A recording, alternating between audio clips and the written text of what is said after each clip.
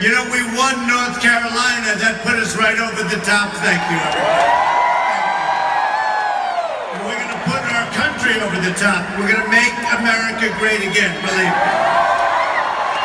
So, I walked in, and there's this great man, a great guy, that I've been, happy birthday, don't tell me about. Thank you.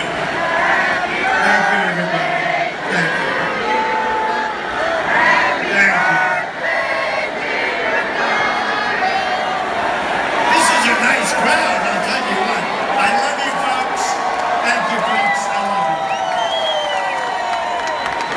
I have a lot of property in North Carolina, and I like that. I have a lot of employees. We pay them money, big league. We have health care. We have education. We take good care of our people. I want to tell you that. They're great people. Great people. But, you know, I walk in, and I've been a fan of this man for a long time. And he wanted to come over and endorse not only me, but you, because this is a movement that we have going, folks. We have a movement going. And you people may have heard of him. He's got a lot more courage than all of us. He won 200 races. King Richard Petty.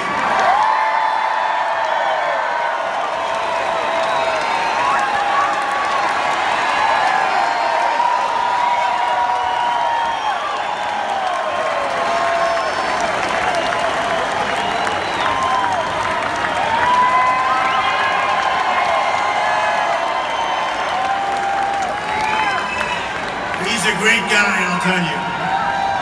So I said, Richard, you want to speak? He said, no, I want to drive. He's not. You know, now with the politicians, they're all talk, no action, right?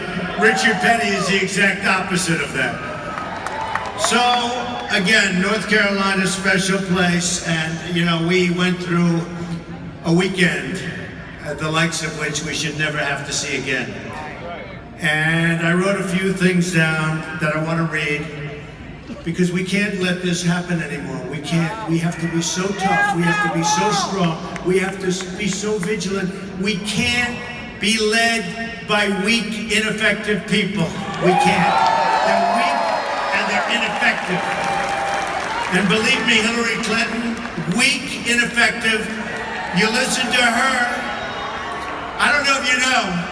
She has 550% more people she wants to come in than Obama from a certain area where we just don't know what's going on.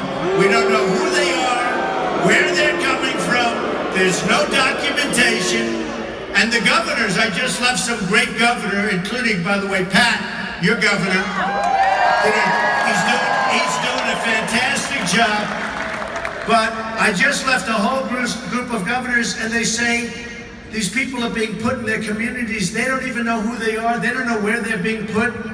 They're like being snuck into certain communities, and government and governors don't even know who's coming into their community.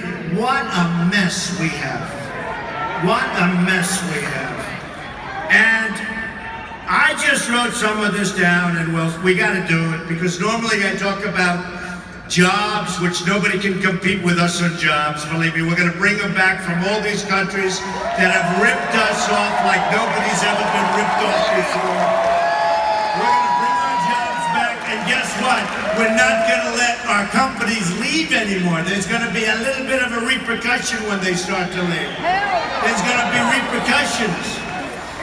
But as we all know in Orlando over the weekend, a radical Islamic terrorist killed 49 people at least, and wounded dozens more, dozens.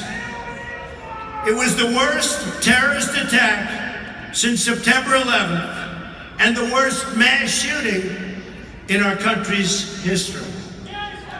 We want to live in a country where gay and lesbian Americans and all Americans are safe from radical Islam.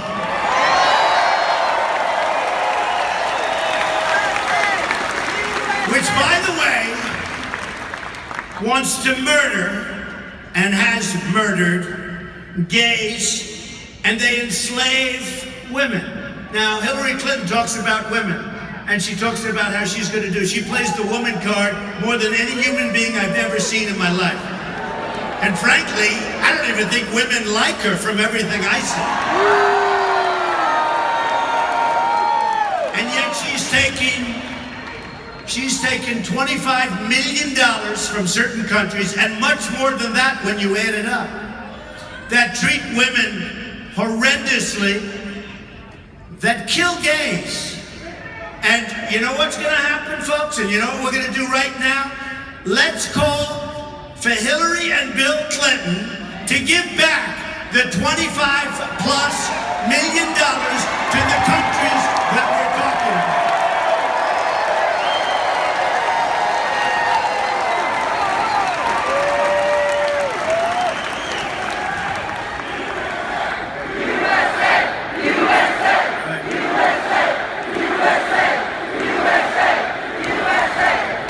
So, the killer's parents immigrated from Afghanistan. As the Washington Times reported, the children of Muslim immigrant parents, they're responsible for a growing number, for whatever reason, a growing number of terrorist attacks. The killer's Afghan father supported the Taliban, which believes in violently oppressing women and gays. Violently. We're not talking anything else. We're talking violently. Once again, we've seen that political correctness is deadly. They don't want to talk about the problem. And I watched President Obama today, and he was more angry at me than he was at the shooter. And many people said that.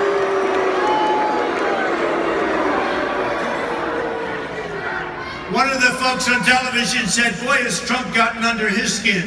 But he was more angry, and a lot of people have said this, the level of anger, that's the kind of anger he should have for the shooter and these killers that shouldn't be here.